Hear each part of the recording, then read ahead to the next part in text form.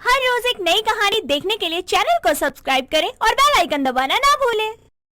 मोहिनी के लिए शादी विवाह जैसी बातें मजाक नहीं थी। उसने हमेशा से ही यही सीखा था कि लड़की के सुहाग से ही उसकी खुशी जुड़ी होती है। इन्हीं सब बातों और सपनों को अपने मन में लिए मोहिनी अपने ससुराल में कदम रखती है, जहाँ उसकी सास कोमल उसका स्वागत करते हुए कहती है, आओ बहू, हमारे इस नए घर में स्वागत है तुम्हारा। अपने शुभ कदमों से इस घर को भी शुभ कर दो। जी माँ जी। मोहिनी घर में कदम रखती है कि तभी कोमल की नजर मोहिनी के गले पर जाती है, जिसमें मंगलसूत्र नहीं था। ये देखकर कोमल अपनी बहू से कहती है, बहू ये क्या, तेरे गले में मंगलसूत्र कहाँ है? मोहिनी अपनी सास की बात सुनकर अपने गले पर हाथ रखकर देखती है कि उसके गले में उसका मंगलसूत्र नहीं है। ये देखकर वो और उसका पति वंश नाराज हो जाता है। माँ जी, मंडप में तो इन्होंने जब पहनाया था, अब पता नहीं कहाँ गया। कहीं गाड़ी में तो नहीं गिर गया? मैं देख कर आती हूँ। तुम यहीं रुको, मैं देख कर आता हूँ। वंश गाड़ी में मंगलसूत्र देखने जाता है, लेकिन उसे कहीं भी नहीं मिलता।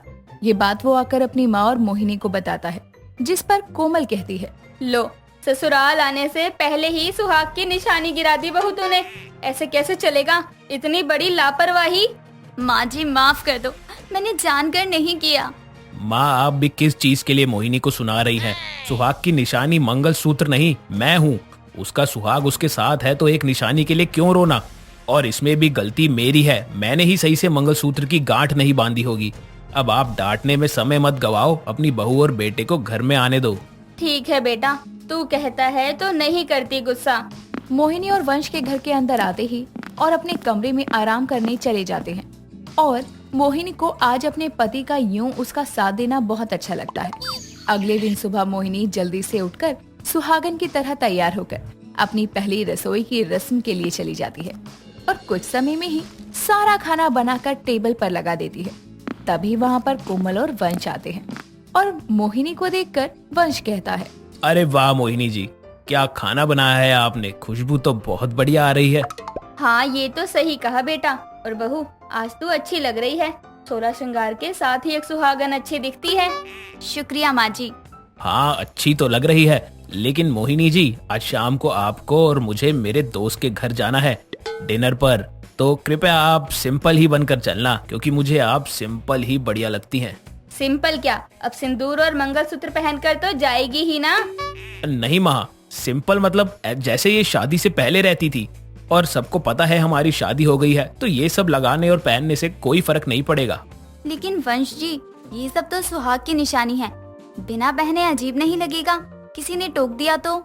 सुहाग की निशानी ये सब नहीं, बल्कि तुम्हारा सुहाग है, यानी कि मैं।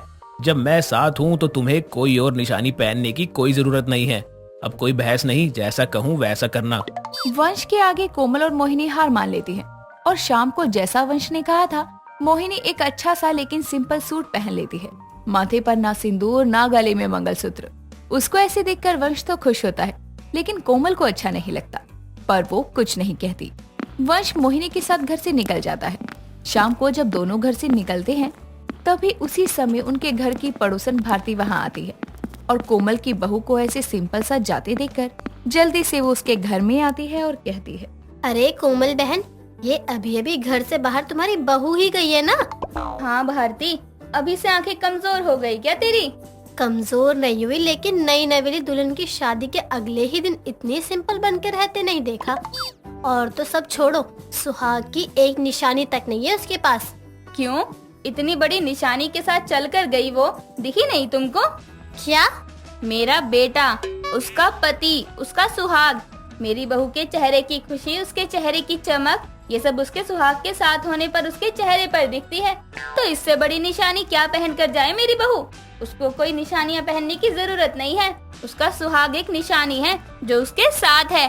कोमल अपनी पड़ोसन को तो अपने शब्दों से चुप करवा देती है, लेकिन उसको भी अपनी बहू का ऐसे रहना पसंद नहीं था। लेकिन अब वंश के कारण मोहिनी ऐसे ही सिंपल रहने की आदत डाल लेती है।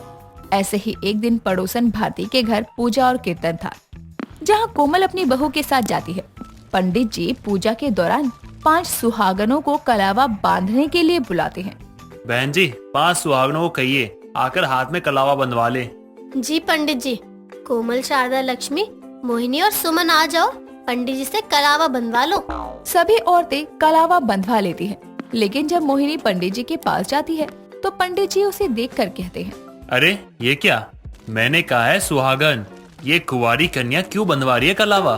पंडित जी, मैं कुंवारी नहीं हूँ, सुहागन हूँ और इस पूजा में अपनी सास के साथ आई हूँ। अरे बेटा, लेकिन तुम अपने शरीर के ऊपर एक भी सुहागन की निशानी क्यों नहीं पहनती हो? कम से कम मांग में सिंदूरी भर लिया करो, ये शुभ होता है। हाँ पंडित जी, समझाइए जरा। मेरी बहू तो मेरे बेटे के रंग में रंग कर सुहाग की निशानी को पहनना ही भूल गई। नहीं बेटा, ऐसा मत करो। बिना सुहागन की निशानी पहने कैसे पता चलेगा कि तुम सुहागन हो? अपने सुहाग के साथ रहकर पता चलेगा। सभी वहाँ पर वंश को देखकर हैरान हो जाते हैं। तभी वंश मोहिनी के साथ अपने हाथ को आगे करते हुए पंडित जी से कहता है, पंडित जी, मेरी पत्नी का सुहाग यानी कि मैं उसके साथ खड़ा हूँ, तो इससे बड़ी भी कोई निशानी क्या होगी, आप बताइए। लेकिन बेटा, सुहागन की निशानी से सुहागन का श्रृंगार पूरा माना जाता है। ऐसे तो शादी मेरी भी हुई है, मुझे भी अपनी पत्नी के लिए कोई निशानी पहननी चाहिए। अरे वंश बेटा, आदमी को क्या जरूरत है सुहाग की निशानी की? उनके चेहरे पर ही पता चल जाता है कि वो शादीशुदा है। हाँ, ये तो सही कहा आंटी जी आपने। जब से मेरी शादी हुई है, मेरे चेहरे की खुशी सबको दिख जाती है। वैसे ही मेरी पत्नी के चेहरे पर भी शादी की खुशी दिख जाती है। उसको कोई निशानी पहनकर ये साबित करने की क्या जरूरत है? वंश को सभी से और पंडित जी से बहस करते देखकर कोमल को गुस्सा आ जाता है और वो उठकर कहती है, बस कर, कोई नहीं कह रहा तेरी पत्नी को कि सुहाग की निशानी पहने, लेकिन ऐसे हर जगह आकर ये बात मत बताया कर कि तू उसका सुहाग है और उसके साथ है, इसलिए उसको ये सब पहनने की कोई जरूरत नहीं है। अरे सालों से चली आ रही रीत है ये, और कोई औरत इन सुहाग की निशानियों को बोझ की तरह नहीं पहनती, या ये दिखाने के लिए नहीं पहनती कि वो सुहागन है। ये उसके उनके पति के लिए प्रेम को दर्शाती है। लेकिन तुम आजकल के बच्चों को तो ना पुरानी रीतों पर विश्वास ही नहीं है। प्रेम की परिभाषा तो तुम सबके लिए बदल ही गई है। माँ जी, आप गुस्सा मत कीजिए। आप मुझे पहले बता देती कि आपको ये सब पसंद नहीं था। आपने मुझे पहले क्यों नहीं कहा? क्योंकि मैं तुम दोनों की सोच में कमी नहीं निकालना चाहती थी, लेकिन कभी कभी मैं भी चाहती हूँ कि तुम एक सुहागन की तरह मांग में सिंदूर और गले में मंगलसूत्र पहनो। हाँ बेटा, उस दिन मैंने जब तुमको बिना सुहाग के निशानी के घर से जाते देखा तो मैंने कोमल को बोला था, लेकिन उसने मुझे ही सुना दिया कि उसके सुहाग उसके साथ है, तो उसके सुहाग की निशानी की क्या जरूरत है। लेकिन कहीं कहीं ये सब चीजें जरूरी होती है। माँ, माफ कर दो, मैं अपने लॉजिक के चलते आपके दिल को दुखाता रहा। अब से मैं ऐसा कभी नहीं करूँगा। हाँ माँ जी, मुझे भी माफ करना। जाने अनजाने में मैंने आपको भी बहुत दुख दिया। आगे से मैं भी आपकी भावनाओं का पूरा ध्यान रखूंगी और अपने सुहाग के साथ अपने सुहाग की निशानी को भी अपने साथ रखूंगी। आखिरकार मोहिनी और वंश अपनी माँ और सभी की मान्यता और खुशी के लिए उनकी बातें मान लेते हैं, जिसके बाद से जहाँ जरूरत होती वहाँ मोहिनी 16 श्रृंगार कर सुहागनों की तरह सज धज कर जाती। प्रियल को हमेशा ही अपने चेहरे पर दानों की शिकायत रहती थी और उसका चेहरा हमेशा ही दानों से भरा रहता था। समय बीतता है और एक दिन जब वो अपने कॉलेज से अपनी सहेली के साथ घर की तरफ आ रही थी तो उसकी सहेली सोनालिका कहती है, आज भी वही हुआ तेरे साथ जो हमेशा होता है। तू कब तक सिंगल रहेगी यार? क्या मतलब है तेरा? साफ बोल। तेरी तो किस्मत ही खराब है प्रियल। आज भी केतन ने तुझे नजर उठाकर भी नहीं देखा। वैसे अच्छा भी है कि नहीं देखा, वरना तेरी ये टैन स्किन और ये छोटे छोटे दाने नोटिस कर लेता। तू मेरी सहेली है या मेरी दुश्मन जो ऐसे बोल रही है? मुझे तो लगता है प्रियल तू यही सब करती रह जाएगी और कोई सुंदर सी लड़की तेरे केतन को तुझसे चुरा कर ले जाएगी। यार तू तो मेरी सहेली है ना, तू तो ऐसा मत बोल। तेरे कहने से मैं अच्छी डाइट ले रही हूँ, महंगी क्रीम लगाती हूँ और अच्छा बढ़िया फेशियल करवाती हूँ। अब भी ये सब ऐसा ही है तो तू बता मैं क्या करूँ?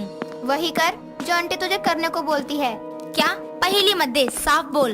अरे जब तेरी माँ तुझे कई बार बोल चुकी है मुल्तानी मिट्टी लगा कर देख, तो एक बार लगा कर क्यों नहीं देखती है? क्या पता तेरी स्किन ठीक हो जाए। तू नहीं चाहती क्या कि तू और सुंदर दिखे और केतन खुद आकर तुझे बात करे? लगा ले मिट्टी। छी, आज बोल रहे हो मिट्टी लगा लो, कल को बोलो कि गोबर लगा लो, ऐसे थोड़ी होता है। चल तू कह रही है तो आज से एक हफ्ता लगा कर देखूंगी। देख, बड़े बूढ़ों पर अच्छे और बढ़िया नुस्खे होते हैं, एक बार ट्राई करके देख ले। अब केतन चाहिए तो इतनी मेहनत तो करनी पड़ेगी ना। हाँ बाबा, बोल तो दिया, आज ही माँ से बोलती हूँ मुझे मुल्तानी मिट्टी लगा दे, पर बस एक हफ्ता, अगर फर्क नहीं आया तो बंद कर दूंगी। प्रियल इतना कहकर घर की ओर निकल जाती है और घर आकर अपनी माँ सौभाग्या से कहती है, माँ सुनो, आप कह रही थी ना मैं अपने चेहरे पर मुल्तानी मिट्टी लगा कर देखूं, शायद उससे मेरे दाने चले जाएं और मेरी स्किन भी चमक जाए। चलो लगा दो, मैं तैयार हूँ। अब अचानक क्या हो गया तुझे? कैसे अकल आ गई? पर अब तुझे इंतजार करना पड़ेगा। ये मिट्टी ऐसे नहीं लगती। मैं भिगो कर रख देती हूँ, गुलाब जल डालकर शाम को लगाऊंगी। सौभाग्या इतना कहकर मुल्तानी मिट्टी गुलाब जल में डालकर भिगो देती है, जिसके बाद शाम के समय वो प्रियल के चेहरे पर उसे लगा देती है। तभी उसका भाई आकर कहता है, अरे ये नायक का अनिल कपूर मुल्तानी मिट्टी में सना हुआ हमारे घर पे क्या कर रहा है? लो जी, अब तो तुषार कपूर भी आ गया इसमें। Worst acting award goes to miss Pariyal. चुप कर, शरारत मत कर, अपनी बहन को तंग मत कर, नहीं तो दो थप्पड़ मारूंगी। और तू प्रियल, बोलियो मत वरना पैक फट जाएगा। चलो लेडीज, आप दोनों ये अपने पार्लर का काम चालू रखो और मैं जा रहा हूँ अपने कमरे में आराम करने। वो क्या है ना, मैं अपने बेड को ज्यादा देर तक इंतजार नहीं करा सकता। पीयूष इतना कहकर अपने कमरे में चला जाता है और प्रियल उसे कोई जवाब ना देते हुए मन में कहती है, कुत्ते, मेरे मुंह पर ये मुल्तानी मिट्टी न लगी होती फिर तुझे बताती। अगर मैं बोलूंगी तो मेरा फेस खराब हो जाएगा, इसलिए तुझे माफ किया। ये कितनी खिंच रही है। एक काम करती हूँ, जीभ लगाकर थोड़ी गीला कर लेती हूँ चेहरे को। सौभाग्या भी रसोई के काम करने रसोई में चली जाती है और प्रियल जीभ से होठों के पास वाली मिट्टी को चाट कर कहती है, वाह कितना बढ़िया स्वाद है इसका, आनंद आ गया। थोड़ी और चाट लेती हूँ जहाँ तक मेरी जीभ जाए। इतना कहकर प्रियल अपने चेहरे से ही सूखी मिट्टी की परत उतार कर खाने लगती है और इस तरह प्रियल को मुल्तानी मिट्टी खाने की आदत पड़ती है। अब प्रियल उसे खाती भी और लगाती भी। अब प्रियल सोते जागते, कॉलेज से आते जाते हमेशा मुल्तानी मिट्टी अपने मुंह में रखती। ऐसे ही एक दिन जब वो अपनी सहेली के पास कॉलेज में आती है तो उसकी सहेली कहती है, जी क्या मैं 2 मिनट आप दोनों को परेशान कर सकता हूँ? हाँ बोलिए ना जीजू, I mean केतन, बोलो क्या कहना है। दरअसल मुझे परियल से बात करनी है। बात यह है कि परियल, मैं कुछ दिनों से तुमको नोटिस कर रहा हूँ, तुम सच में बहुत सुंदर हो। क्या तुम मेरे साथ डेट पे चलना पसंद करोगी? हाँ हाँ क्यों नहीं केतन। प्रियल जैसे ही जवाब देती है, केतन की नजर मिट्टी खाने के कारण सफेद पड़े उसके दांतों, जीभ और होठों पर जाती है, जिसे देखकर वो कहता है, गुटखा खाने से लाल मुंह और दांत तो होते देखे हैं, पर सफेद, छी। एक काम करते बहन, अगले जन्म में चलते हैं, मैं फिर कभी तुमसे जरूर पूछूंगा। बाय। अरे केतन सुनो तो मेरी बात। केतन ये बोलकर वहाँ से निकल लेता है, जिसके बाद प्रियल उदास होकर अपने घर आती है और ऐसे ही मुल्तानी मिट्टी खाना जारी रखती है। वो रोज मिट्टी खाया करती, कभी सूखी तो कभी भीगी हुई। लेकिन एक दिन उसकी माँ उसे मिट्टी खाते देख लेती है और उसके पास आकर कहती है, अरे शर्म कर, छोटी नहीं है अब तू, बड़ी हो गई है। ये कोई उम्र है तेरी मिट्टी खाने की? जा इसे थूक कर आ। हाय राम रे, कीड़े पड़ जाएंगे तेरे पेट में, पूरा मुंह भर कर बैठी है ये लड़की। जा थूक के आ। प्रियल अपनी माँ की बात मानकर मिट्टी थूक आती है, लेकिन खाना नहीं छोड़ती।